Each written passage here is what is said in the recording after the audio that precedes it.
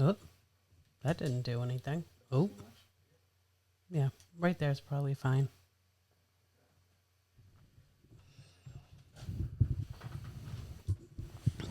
Okay. All right, let's get this going. This couch.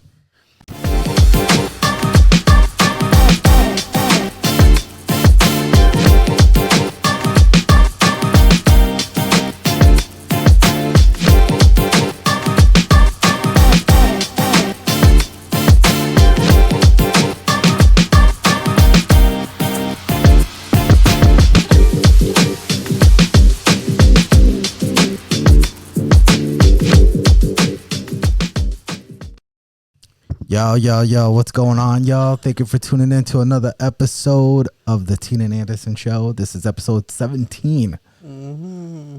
I'm just going to keep saying the number of the episode until, like, I don't know. I don't feel like it anymore. You don't feel like counting anymore? Yeah, so if you're still watching us, thank you. We appreciate it. We are a husband and wife. This is my wife, Tina. I am Anderson, and in this podcast, we talk about traditional marriage, parenting, and just life. And we speak against the red pill and feminism. Both of them. Poison. Both of them. We're not one or the other. We speak against both of them. Although there are a lot of things in the red pill that I do agree, but they do get a little extreme where it just does not align with our faith, and it does not align with traditional marriage. Even though they talk about a lot of traditional marriage, they contradict themselves a lot. Yes, they do contradict themselves a lot with a lot of things they talk about, which it has nothing to do with tradition. So I just wanted to go off of that a little bit because I don't think I ever explained it. So today's episode, we're going to talk about Gen Z.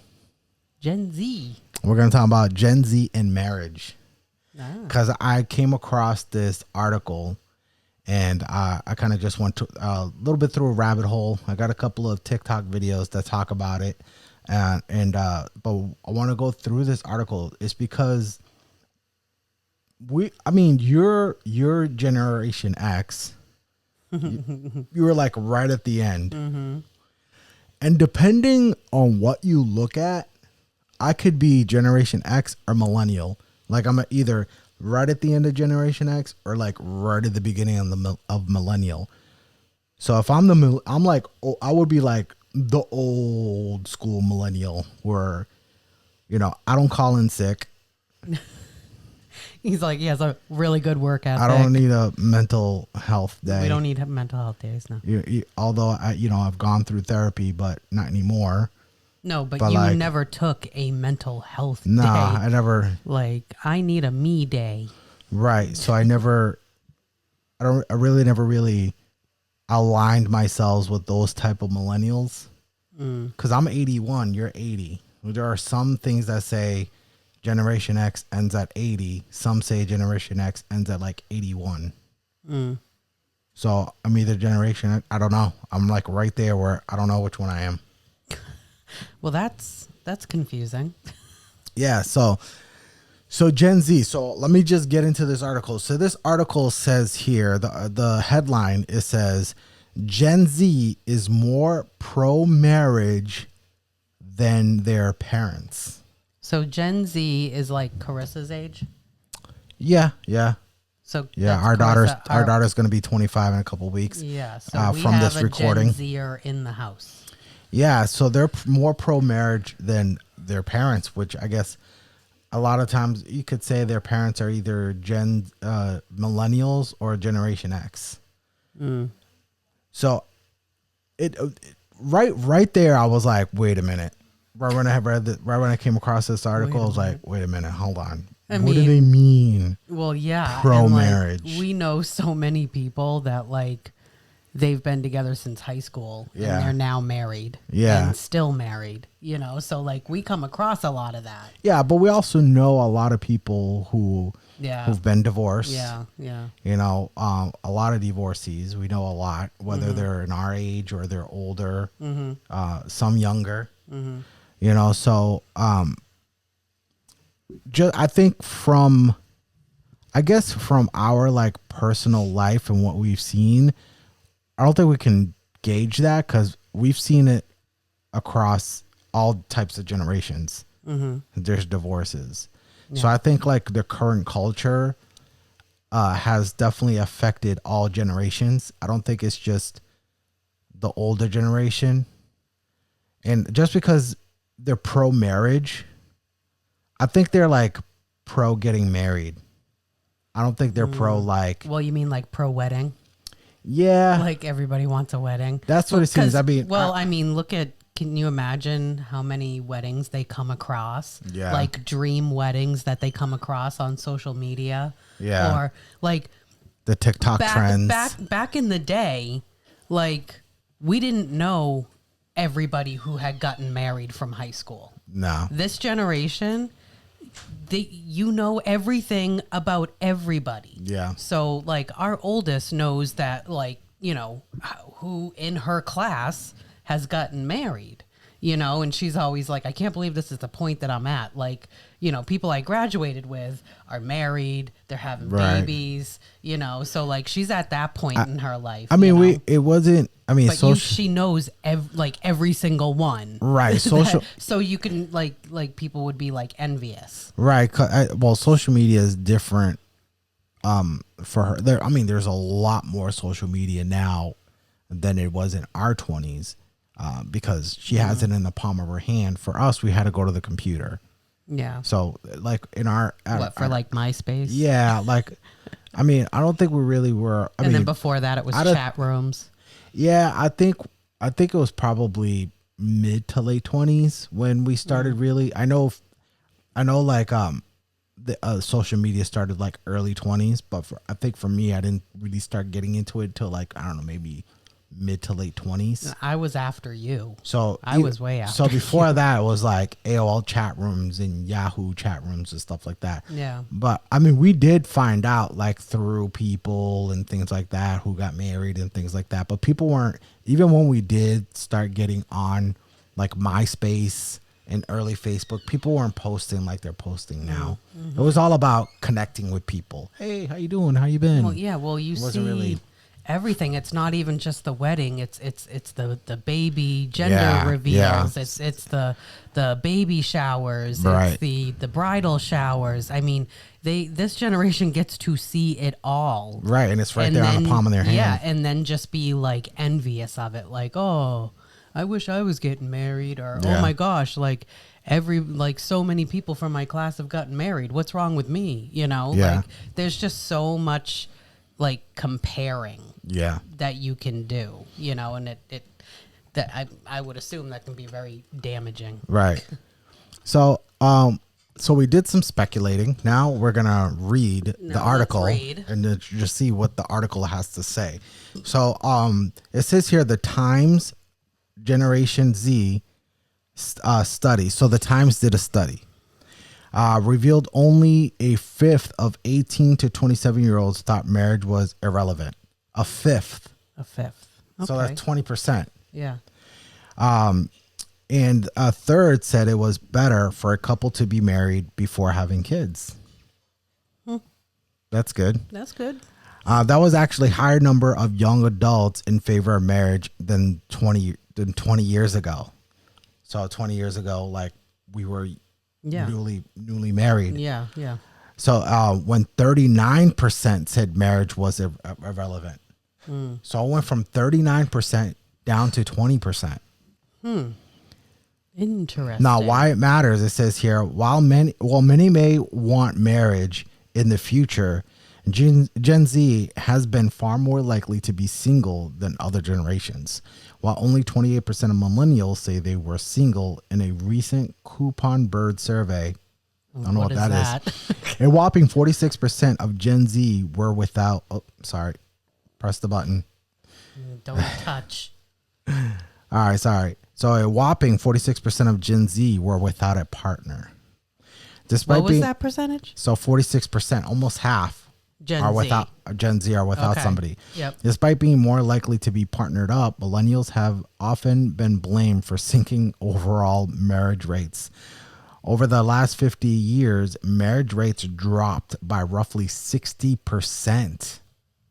That's more than half. That's insane, people. What are the factors? So here's the thing: 60% of marriage, 60%. So it's dropped roughly 60%, right?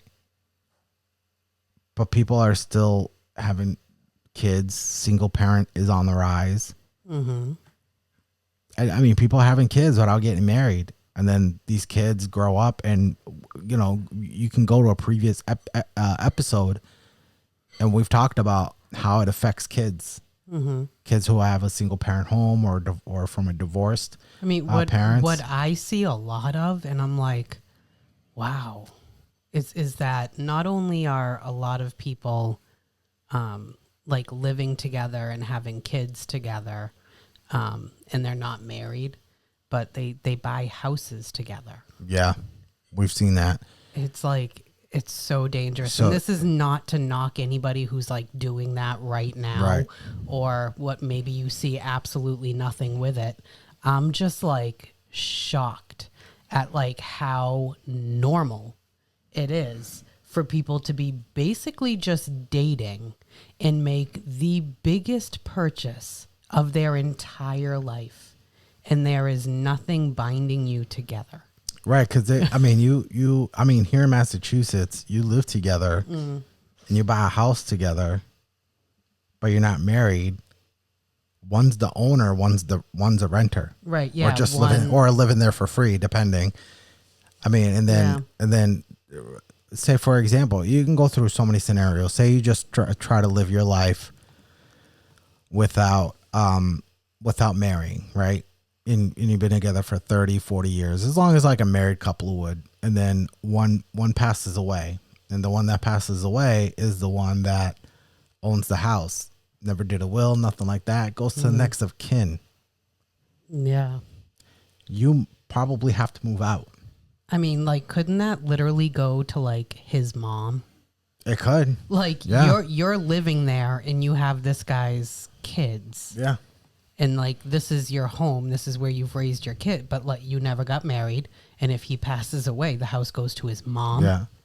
And then there are like, it's just so dangerous. I mean, correct us if we're wrong in the comments here, people. But like, this is people are going to disagree with us. Yeah, no, but I'm like, okay, no, this is either a fact or not. Oh, okay, got what you're saying. Gotcha. You know what I'm saying? But like, if we are literally wrong, please let us know. And then like, I don't know, give us a source or something. Because like... Source.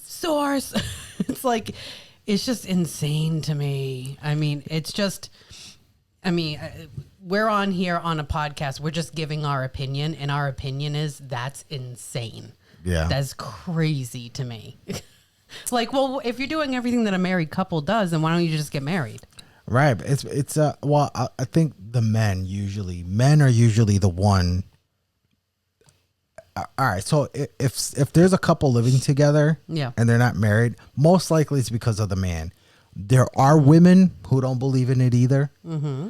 But it's mostly because of the man, and it's, you know, because it's, to them, it's a contract, a binding contract. To them, it's like if you leave, he's thinking about, if you leave, his wife leaves, he can lose half his stuff. Mm-hmm. And men are afraid of that, right? Mm-hmm.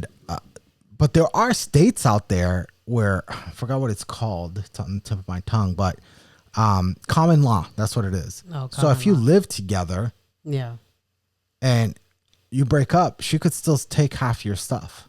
That's crazy. So it's like, if you live in a common law state and you don't want to get married, don't even live together, because after like I don't know if it's 6 months or a year, the state sees it as common law. You're pretty much, in the eyes of the law, you're pretty much married anyways. I've even seen a story where people were married, but they live in two separate houses. Yeah, I remember there was a clip. I remember there was a clip on the Steve Harvey show. I was like, so why are you married? Yeah, it makes no sense. Yeah. Or they have another thing is like separate bedrooms. Yeah. Which that's a whole other topic, but like, yeah, make no sense. Wait, I mean, you're not married, you're roommates. You want to drive a wedge and, and divide your marriage as much as possible, then do that. Yeah. So here going on with the article, it says Gen Z appears to have more traditionalist and conservative view of marriage than their parents, according to the recent released Times Gen Z study. So in 2004, 39% of young adults, that was us, we were young adults in 2004, said marriage was an irrelevant institution compared to just 21% today. So 39 down to 21%. Mm-hmm. So off of the Gen Z age group, 61% say they disagree that marriage was irrelevant, signaling they might make it more of a priority than their millennial elders. So Gen Z believe in marriage more than us. It's which is, I mean, I wonder where this came from. I wonder if it's because they're seeing their parents divorced. They're seeing how it is for them. They want to break the, break the curse. I mean, I don't know, I guess. So it continues on here. It says Gen Z was also conservative in other ways outside of their stance on marriage. Only 23% of 18 to 27-year-olds said their friends commonly had one-night stands. That's a sharp decline compared to 78% of millennials who said yes 20 years ago. Holy cow. 70? What? Wait, is that one night stands? Yeah, 78% of millennials said in this study. They said, why was it so nonchalant back then? Like, whoa. Basically, like almost everyone. What are you doing? It was like a thing. I don't know. What is that? Is that like nightclub life? Like party culture? Probably. I mean, I know in the 90s, a lot of people went clubbing. I know early like 2000s. the clubbing culture. A lot of people go clubbing now too, but I'm just saying, like, we're not in that world. I mean, so we see it. I think we saw it more because mostly our age group in their 20s. I mean, you don't see a lot of 40-year-olds going clubbing. There are. I know, but not a lot. They're mostly college. Yeah, the majority of the people that are in the club are probably not in their 40s. I mean, people in our 40s, you can't be in a room with loud music for too long. Oh, are we that old? Yes. Seriously? Yes. You're like, okay, get me out of here. I mean, that's a good thing that Gen Z are not having one night stands. I mean, that's a good thing. I really think I think it's smart. I think they're probably seeing there's a reason for it. They're older. There's a reason. Their parents, maybe their aunts and uncles, and just being like, yeah, I don't want that. I don't want to do that. And it's funny because when we were like teenagers, we wanted to be out all the time, right? We wanted to get out of the house. We wanted to be out. We wanted to be our friend groups. And we didn't see that with our daughters. Our daughters weren't like, I want to be out all the time. Never home. I mean, they have their friends and they did hang out, but they weren't like, every day I want to be out. Every day I want to be gone. Every day I want to be out of the house. Yeah, like, can you drop me off at the mall? Can you drop me off at the movies? So I think I'm going to meet my friends over here. We're going to go downtown. We were never home. And like our kids are home. So I think Gen Z are more homebodies, and because of that, less chances of having one night stands. Well, I almost think too that like they're not as social. Right. Have you heard? I mean, Carissa didn't even talk. I mean, like we said, Carissa's going to be 25. Have you heard our kids like talk about like a party that's coming up at someone's house in their basement? Like not with us in the 90s. With us, like, and I'm talking like when we were in middle school, our friends were having parties. Just watch American Pie. That was our 90s. That was the 90s. That was 90s for us. But like, you don't like it's the social aspect too, because again, and we all know this, they're all on their phones. Yeah. They're all playing video games. Yeah. And they can all connect without even leaving the house. Well, yeah. Like you can literally hang out with your friends and she's at her house and you're at your house and you're just like on live, on a video call. Right. Like it's a total social thing too. Like there's not as many social things going on, Right. or being organized. Like we were just saying, like Maya doesn't. There's no parties. There's barely even school dances. You know, Yeah. like socializing is just completely different now. It wasn't what like it was for us. We could just go to the mall and just see a bunch of friends. Yeah, and like, or we could, I would just, because I lived like off of downtown, so I could just like walk downtown and like everybody's there, and you would just like hang out and, Yeah. you know, like, 90s wasn't much different than the 80s. It's a totally when it came to hanging different out. scene. Yeah. So I think a lot of it has to do with like, people don't talk anymore. Right. And like, yeah, they're in their house, but they're in their house and they're still like connected to their friends. Yeah, You know, I mean, you like- can even see the difference between our oldest and youngest, because they're 9 Yeah. years apart. Where Yeah. our oldest, it was like Snapchat, it was texting mostly, right? Mm-hmm. No conversations. But with our youngest, it's kind of like she's having conversations again on the phone, like we used to, but except she's doing it through FaceTime. Right. So she can be online with her friends Yeah. and FaceTiming them and talking to them while they're playing online together. So it's like she's having conversations. She's having verbal conversations like we did, because we could have been on the phone for hours. We were on the phone for hours with our friends, hogging the line. Yeah, you and know, then we back had in the like 90s. two-way calling. Yeah, back and in- a party line. Well, or party whatever. line was way back. Way back. Party line, yeah. Yeah, two-way calling. When she like FaceTimes two of her friends, it was like two-way calling for us in the 90s. Right. Right, And like so- call waiting was like that was like craziness. Yeah. Like, oh, you have call waiting? Yeah. Oh my god. Yeah. Like that was like the cool thing. And Right. then at one point my parents got two different phone numbers. So like me and my brothers could have the phone upstairs and Yeah. they had the phone downstairs. This is how out of control us being But on the phone was. But when it was yours, it rang different. Yeah, we had a different ring. Yeah. Yeah, so we had two different phone numbers. Yeah. So It also continues here. It says what people are saying. Generational experts and HR consultant said from Newsweek says the shift toward marriage doesn't really surprise me, but maybe not for a romantic reason. Gen Z has grown up watching millennials get screwed. See, I was saying maybe they watched the millennials get screwed. Skyrocketing housing costs, stagnant wages, student debt traps, and a work culture that treats burnout and overwork like an admirable personality trait.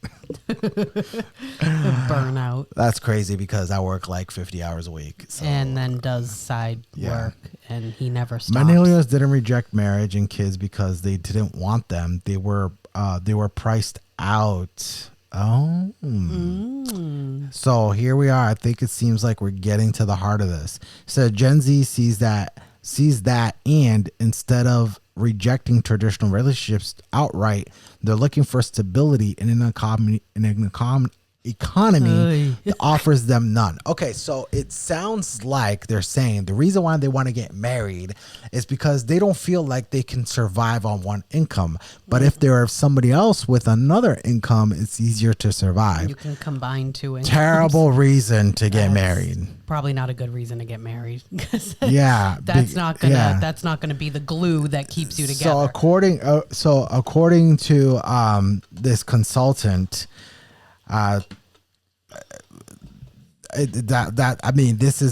this is the conclusion he came to. Oh, they're getting married because they need more money. They're getting married because they can't afford life, and they're never going to be able to buy a house on their one income. Meanwhile, we bought a house on one income. Yeah, let us know in the comments what you think of that. Conclusion. The conclusion is the only reason that people are getting married is not because they see the value in marriage. Yeah. Is not because, that they believe in marriage. Right. And that they've been, raised around a good marriage and they're just modeling a good marriage. It's because they can't afford to not be married. Yeah, so I'm gonna put. What are your thoughts? Yeah, I'm gonna put a link to this article in the description, so you guys can look at this article yourselves. So last part here says what happens next, right? So rather than just purely romantic, Driscoll, who was that HR consultant, said for many Gen Zers, marriage is essentially about economic survival. Again, what I just said from what he said, that's what I said, right? So in a country where your access to healthcare, housing, even basic financial security is tied to your relationship status, marriage becomes a necessary strategy. They aren't embracing the 1950s style domestic, so they're not Here we doing go with the 50s again. So no, because the 50s is when that's when you started seeing where the man goes to his 9-to-5 job. Like it's really like the 40s, right? 40s and mostly like the 40s, where you see the man go to work for either the factory or to the high-rise building with a briefcase, and then comes home in the late afternoon, and he, with his income, he can hold the house down. That's when it really started, because before then, the Industrial Revolution was just starting, and women had to work in other ways, either doing laundry for other people or sewing or selling eggs. Women had to do some type of work where the modern age was starting up, where women can do their own laundry. You have the fridge. You can go grocery shopping.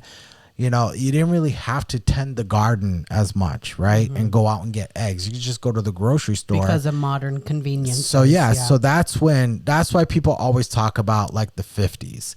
Because that's when it really started to shine, but it really kind of started in the 40s. But it was more shown in the 50s, I guess. Well, I think Hollywood kind of focuses on the 50s when they're like, oh, the little wife at home with her sundress on, tending to the house and the kids, and then the dad comes home at 5 with his briefcase. So they weren't embracing the 1950s style domesticity. What? I don't know. Domesticity. Domestic. So they weren't embracing the 1950s domestic style, basically, right?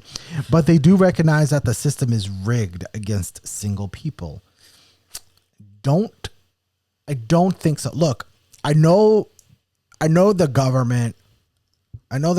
There are, like, when it comes to taxes and laws and rules, I know, and then the current market, I know it does make things harder. And, and if the government taxes less, it makes it easy for us, and all the other things easy. Yeah, it takes weight off the shoulders. But it's not rigged against single people. There are I know my best friend is single. He lives on his own. I know single people who live on their own. So many people who are single live on their own. It can happen. Now, can a person who makes $40,000 a year, who lives in an apartment, buy a house? Maybe not in Massachusetts.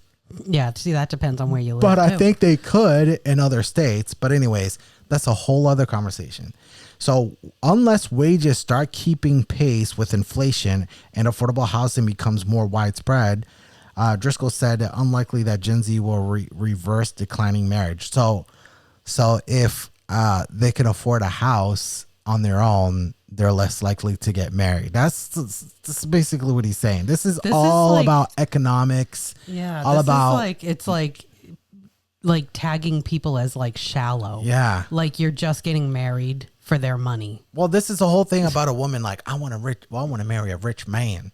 Like, no. So the U.S. loves to lecture young people about family values while making it impossible to afford one. Listen, one income. So we live for those of you who are watching who live out of state. I don't know if there are. If there are, great. Thank you. Yeah, welcome. We live in Massachusetts. Taxachusetts. Right. And yeah, things can be expensive here. There are, right? I mean, our house, we live in a ranch, and it's like $500,000. And for those of you sitting probably watching this out of state, probably jaw dropping. Yeah, that is insane. When we bought the house, it was half the price. Yeah. Just under half the price. We bought at a good time. Now, if you go to Western Massachusetts, we live in Central Mass. If you go to Western Mass, you can buy a nice ranch with land for 100-something thousand, like probably 140, 150,000. Yeah. Affordable. With land. Yeah. With now, land. Now, acreage. Now, is Western Mass more rural? Yes. Mm-hmm. But it's affordable. It's more affordable out there than living in Central Mass and then towards Boston. Boston, forget about it. Yeah, Boston, it's just like triples. You got to make $200,000-$300,000 a year. The closer you to get live to in the Eastern city, Massachusetts. it's just Yeah. a fact. So it's all about where you live. You got to go to where you can afford. That's where you got to go. If your goal is to own a house, then, and you'll do anything to be able to own your own property, then you're going to have to look like where is the most affordable, and like property taxes, because we all know that those never go down. They always just go up. So it says if policymakers actually wanted more marriages and babies, they'd push for universal health care. See? Oh, okay, boy. so listen. All right, that's the end of that article. That's the end of that one. We're going way over here. If universal health care... all of that so they could push universal health If care. universal health care is what you need to get married, you're an idiot. You need to do a little bit of research on what universal health care is. I know health insurance is important. I mean, every company I've ever worked for, I always want to see what the health insurance is. Mm-hmm. There are companies I work for where health insurance is way better than what I have now. But there are other companies where the insurance I have now is way better than what I had in other companies. Mm-hmm. So it does stink. And then here in Massachusetts, you can't get supplemental insurance, which is dumb. Mm-hmm. I know in other states you can, but here you can't. So it makes it hard. But we have two flexible accounts. Mm-hmm. So we put money in it to take care of there's so many things you can do. Save up. Get a flexible spending account, or just work for a company that has pretty decent health insurance. Yeah. And for a little while there, it was almost impossible to find an employer that was actually offering something that was like realistic. Yeah. Could work for somebody who has a family. And I really don't think universal health care is the answer, because not the answer. Although if I break a leg and it might be expensive to fix my leg, I'd rather pay a lot of money to fix my leg than to have universal health care and then probably have to wait a long time to get seen. And then you end up like getting an infection. And see, that's what people don't like, that people, because universal health care sounds great. Yeah. Like, oh, everybody just gets health care. You don't have to worry about all that mumbo jumbo. Right. But what I'd rather see, you're also going to be waiting a very long time. What I'd rather see is price caps on all this stuff and start making it so darn expensive. Yeah. Making like competitive. Because it's probably, I don't know what it cost to fix my leg. Let's just say $40,000. That's what they're charging. Let's just say, I doubt that would cost $40,000. You could probably fix my leg for $2,000. Yeah. Probably. I don't know. I'm not a surgeon. I don't know. Yeah. But I'm just saying, it probably does not cost what they charge. See, but this article is making us go off on a rant about about universal health care when the topic is marriage, and they have you thinking. Yeah. Like, we just read this whole article just to find out that it's basically an advertisement for universal health care. I mean, that's what it seems like. Oh, like, come on. But basically the conclusion was Gen Zs are getting married because it's more affordable. It just seems like, when you first read the article, you're like, wow, that's great. And then when you see the conclusion, look, that's his conclusion. We don't know if that's the truth. I mean, that's the conclusion he came to. The studies said nothing about that. So there is this slide on a TikTok that I saw, and it says, I asked 5 Gen Zs about getting married. Here's what they said. It says, marriage should be more like a team up, not just some old school thing. all right, there are things you team up on, but like, you know, there's like a captain. Captain leads. Someone leads. Someone. Right? I love when people are like, why can't you both make the decision? No, you're both involved in the decision, but there has to be someone who has final say. Yeah. There has to be. But here it says here, Alex, 23, thinks marriage is about growing together and staying adaptable, not just checking a box on life's to-do list. I agree with that. I think Alex is a smart kid. Yeah, take marriage seriously. Yeah. I mean, growing together, staying adaptable, because you change. You grow when you change. You got to be adaptable. Yeah. You can't be like, oh my God, why, you're into this now? You weren't into this when you were 23. And you're like, yeah, because I was 23. I'm in my like 40s. 40s now. Yeah. When they say like, oh, well, you've changed. You're darn right. Yeah. I was 22 when we got married, and now I'm in my 40s. We are going to continue to change. Yeah. We're supposed to be growing together. I know, because the only thing consistent I've been doing in my 20s is working out, and I still don't look like Rocky. What's going on, people? I don't know. Anyways, don't rush it. It's about finding the right person, not the right timing. So Jordan, 25, thinks it is all about taking your time and making sure it's the real deal, not just going by some timeline. Right, because yeah, like you're just checking off your list. Right, because, you know, if people are like the biological clock. Look, it is good to marry young, right? In your if you want a family. In your early 20s. Yeah. Yeah, if you get married by your 25, I think it's good. If you get married before 30s, it's good. But if you're getting married in your 30s, you're starting off a family late. And if you're a woman, you want to have kids before you're 35, because after that it could get dangerous.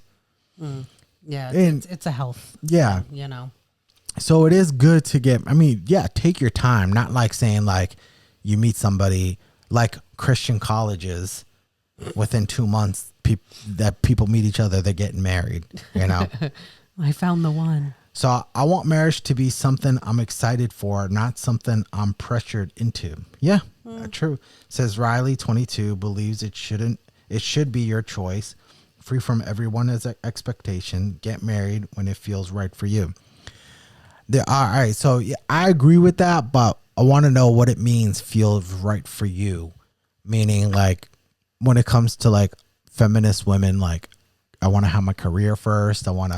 Or for men, they're like, yo, I want to build my empire first.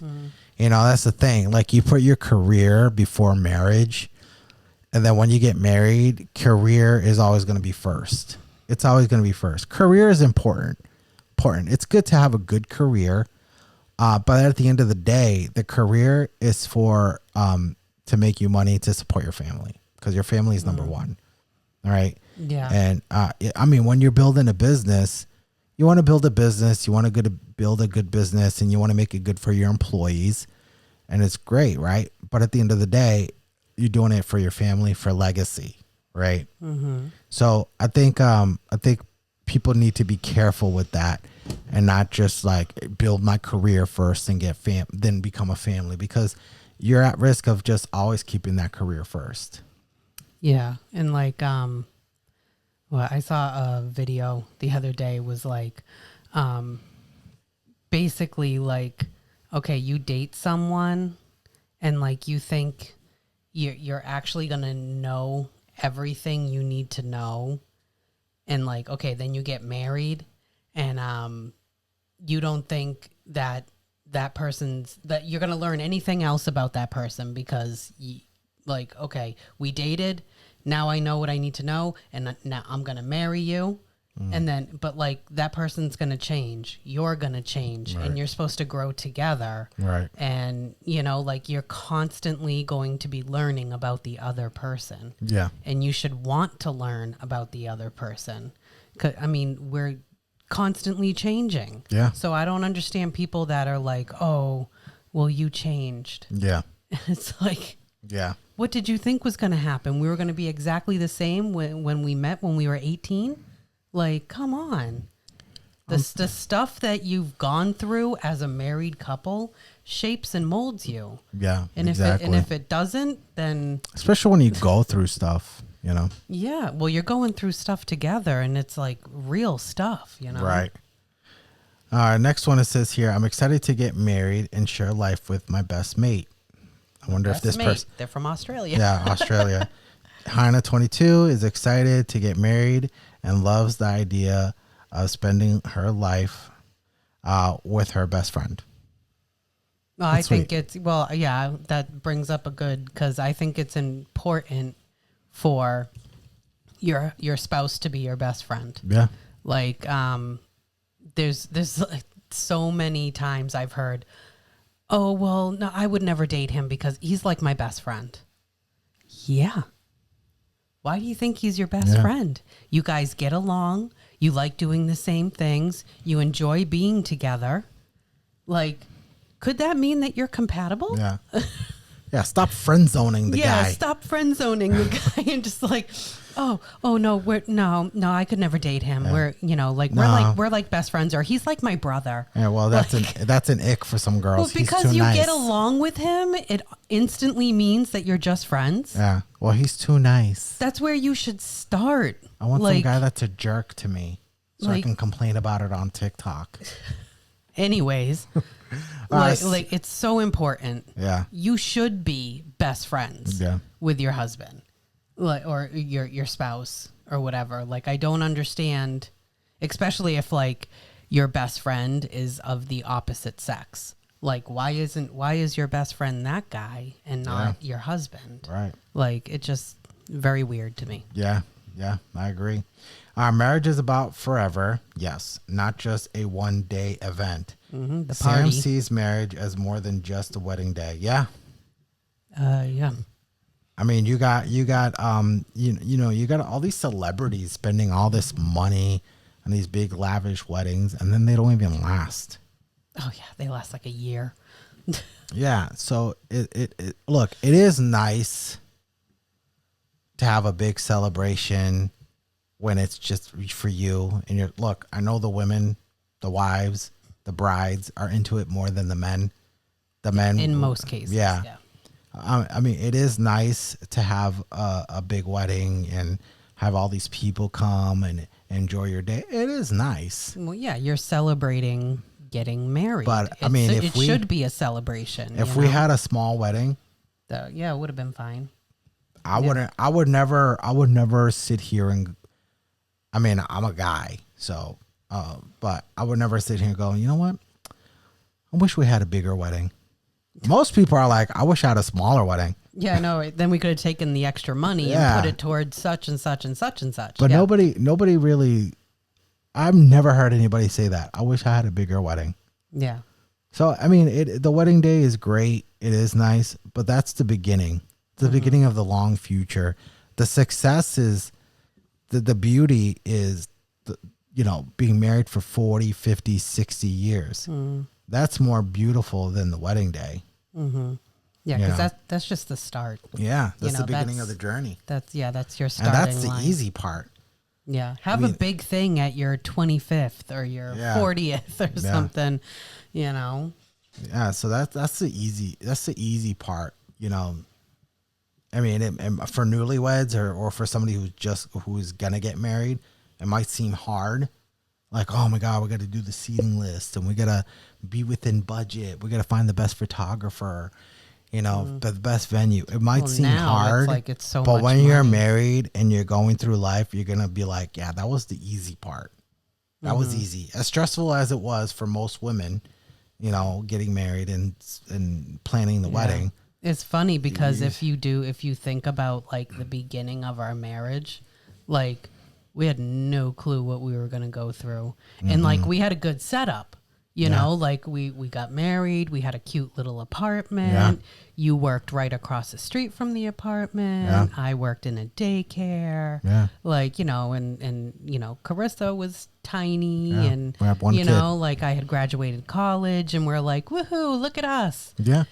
We had no clue. Yeah.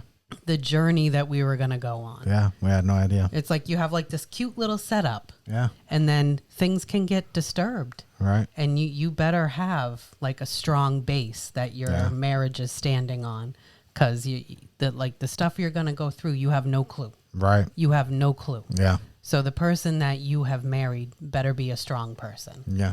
You know, because the stuff they're going to help you through, the stuff they're going to hold your hand through is some serious, serious stuff. Right.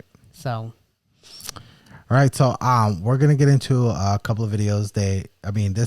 This whole theme, I know usually when we have when we do these episodes, the videos might not be the same thing, but like we have a whole theme today. Oh, it's all about Gen Zs. Oh, so let's watch this first video, and then we'll talk about it. Mm-hmm. Generation X got married earlier, so you had that dual income to help you get into homeownership. Where the millennial is getting married later in life, so you're more dependent on that single income and that single savings in the age range that you would typically buy your first home. And now you talk about Generation Z will get married sooner. Generation Z, to me, they're much more free thinking. I can do some freelance work. I can do something more creative. I can do something where they're not that typical, stereotypical 9 to 5, Monday through Friday employee. I'll be interested to see how the lending guidelines start to change, or if they start to change, to incorporate that Generation Z's free thinking and free flow of work style. Because typically, to get a loan, you've had to have, a regular job, consistent income, 2 years, pay stubs, all that kind of stuff. Being self-employed or independent contractor was definitely a hurdle that you had to get through in the lending process. But with Gen All right, so she just went off and talking about how they're going to make big purchases. I think it's hilarious that it's all about money. Yeah, it is. It's all crazy. About money. Like the focus is like, well, we're only getting married so we can afford life. Right. Like that is such a bad leg to start off on. Yeah. That's the base you're starting with, that you're going to build everything else you're on with your marriage on top of. Is that like, oh, if I get married, we'll be financially okay, which, if you know anything about our journey, was not the case, because we went through some really hard times. Right. And we were married and we had 2 incomes at the time. Right. And I understand with the Gen Z, where they're growing up in the social media, they know how to navigate it. And say if there is a Gen Z couple that get married and they want to live off of one income, or one person working full time, where the one that stays home, where she can figure out, hey, I know how to make some extra income while I'm home. Oh yeah, there's way more opportunity now. Yeah, so I understand. I understand that part, but for that being the reason you get married, no, I mean I think it's great that there's that opportunity.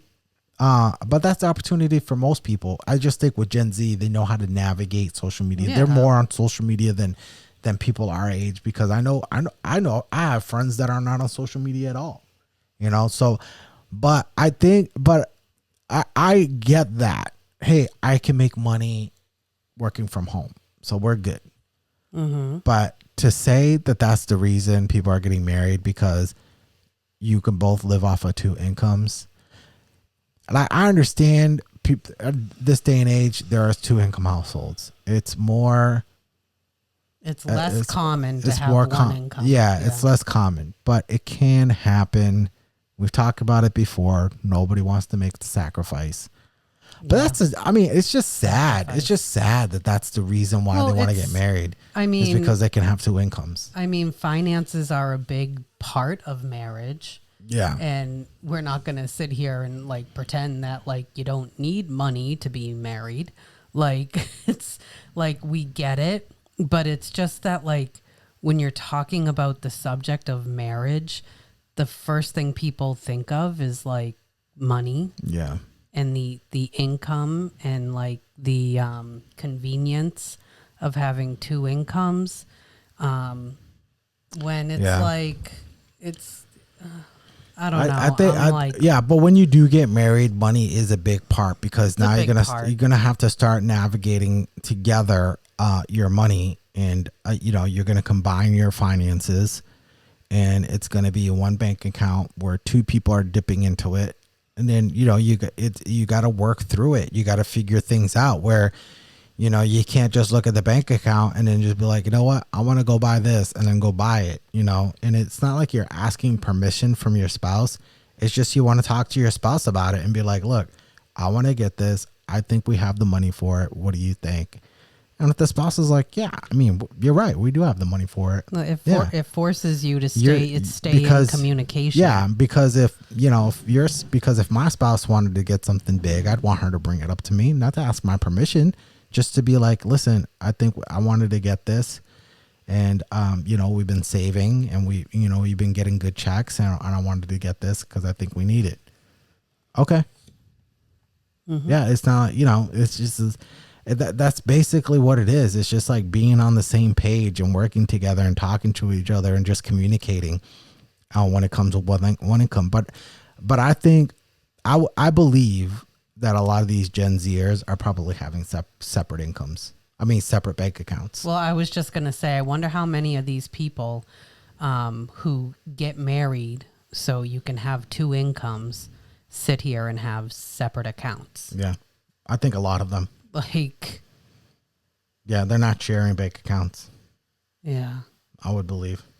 All right, so let's go on to the last TikTok video, and then we'll talk about that. 93% of Gen Zers say they want to get married, according to a recent study published by Newsweek, which is crazy because every voice in society says, don't get married. That's the worst thing you could ever do for yourself in your life. And certainly wasn't a virtue for millennials or a value they upheld. 62% of Gen Zers have already started their own business, and most of these kids are still teenagers. So they're realizing they can be entrepreneurs and CEOs at 16 instead of spending $250,000 on a degree in gender theory basket weaving or something on their college campus. And I think what you're really watching is a group of young people realize, not literally in the sense of a revolution, but culturally in the sense of a revolution. It's up to young people now, because no one else is going to do this, to take back our country and to redefine the American dream when we.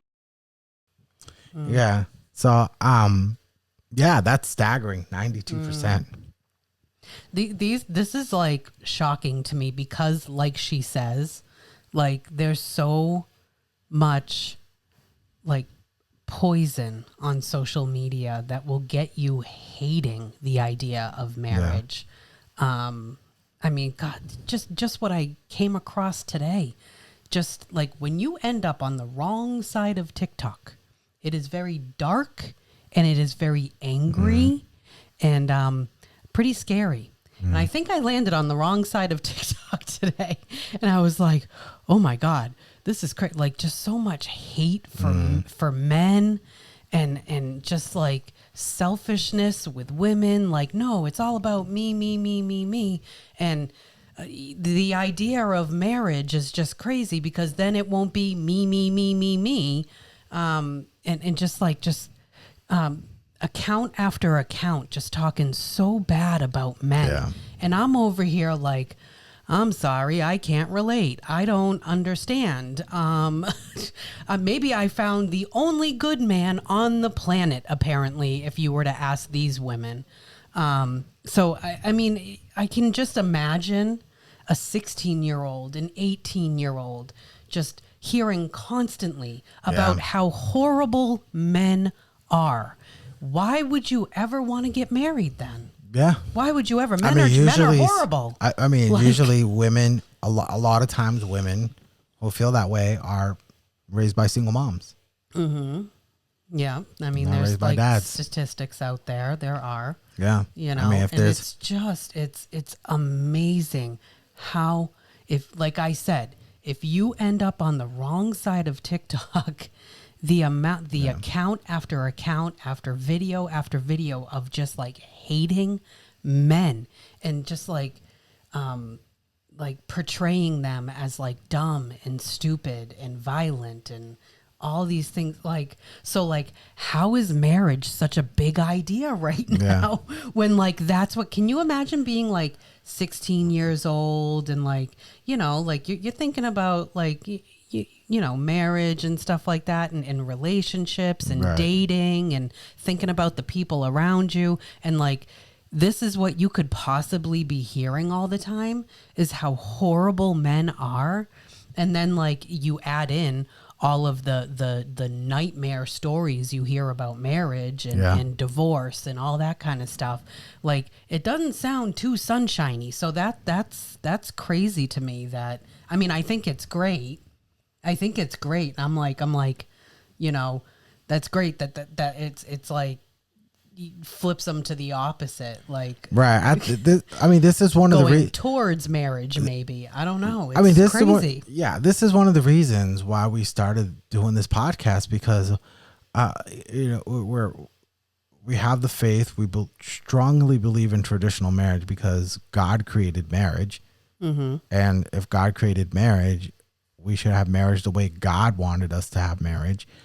And feminism is ruining it. The red pill is ruining it. Feminism is just demonizing men, and red pill is demonizing women by saying all women will divorce you and take half your stuff. I saw a post today from this guy where I do like a lot of the stuff he says, but he's a red pill guy. So once in a while he'll post something I don't agree with. And he posts that says all women are manipulating. And if you say your woman is not, she manipulated you. And that's the only reason why you're saying it. It's well, I saw. It's like, come on, women can be more manipulative than men? Yes, I believe that. But is every woman manipulative towards their men? No, they're not. No. Everybody runs the risk of being manipulative in marriage because it's so easy, and half the time people don't even realize that they're doing it. Right. I saw a video today. Like I said, I ended up on the wrong side. I saw a video today of a woman that is claiming that marriage was created only for men.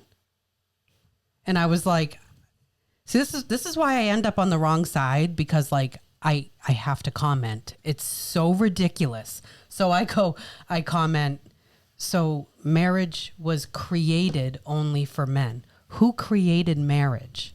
God created marriage. Are you saying that God is sexist?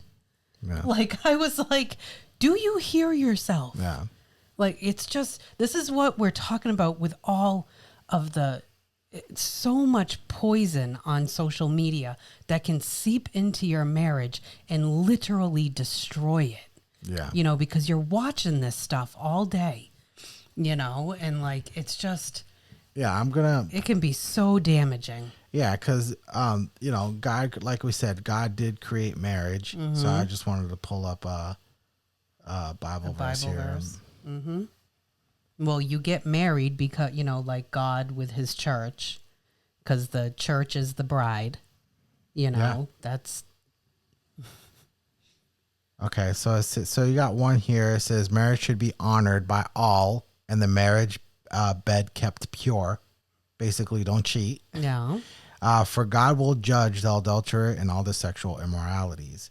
A wife of noble character who can find? She is worth far more than rubies.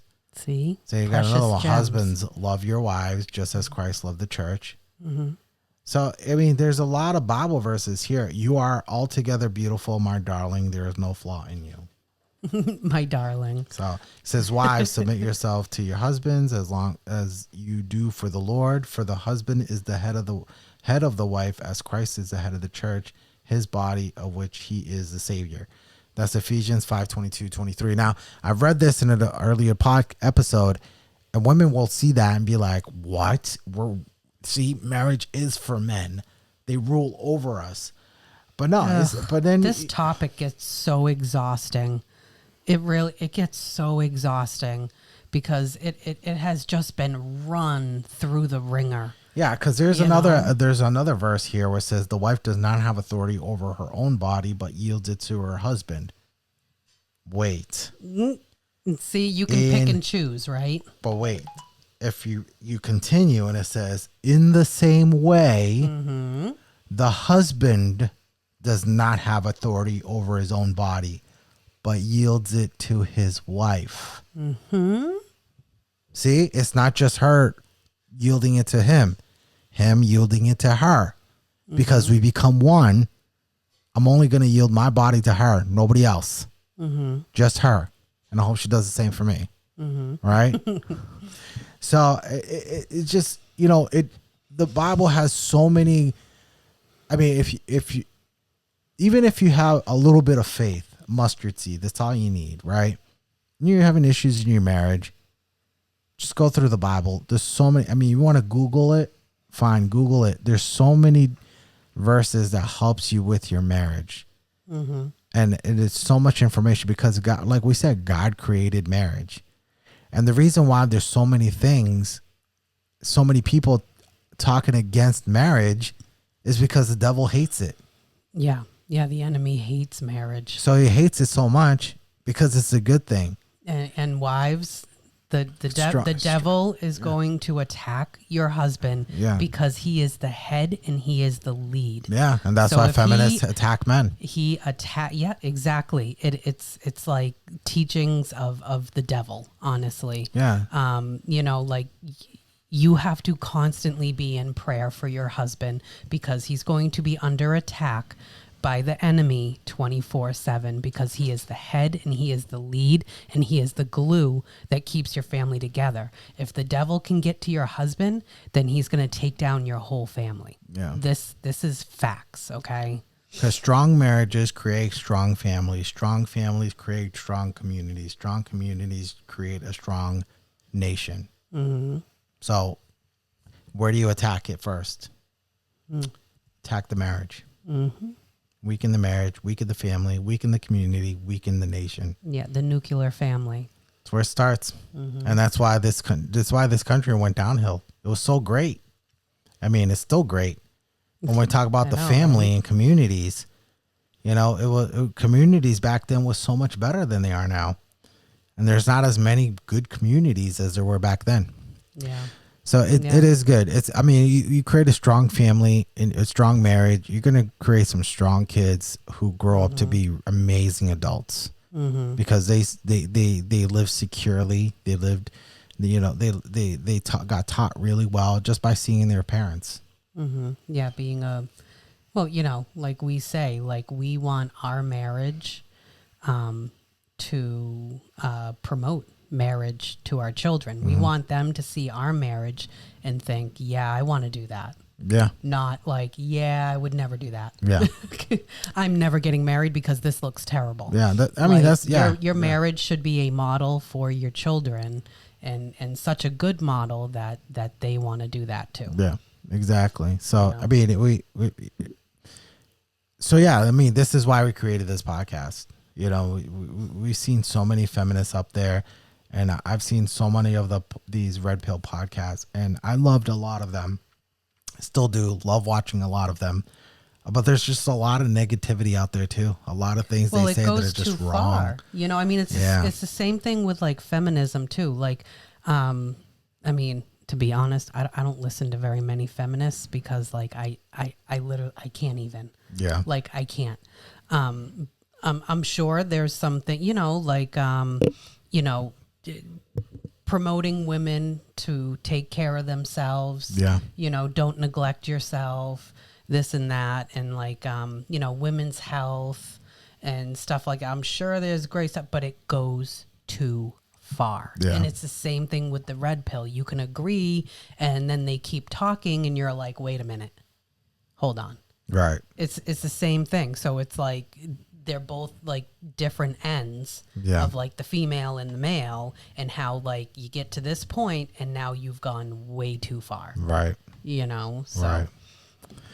All right, guys. Well, thank you for listening to this other episode of the Tina and Anderson Show. And follow us on Instagram. Follow me. Follow her on Instagram. Also follow Tina us. Tina and Anderson joint account. Yeah, follow us and follow the joint account. Follow us on TikTok. All right. And don't forget to subscribe, like, hit the notification bell so you know when new episodes. Watch the whole thing. Yeah. Get the whole perspective. Yeah. So thank you guys, and we'll see you guys on the next one. All right. Peace. Peace.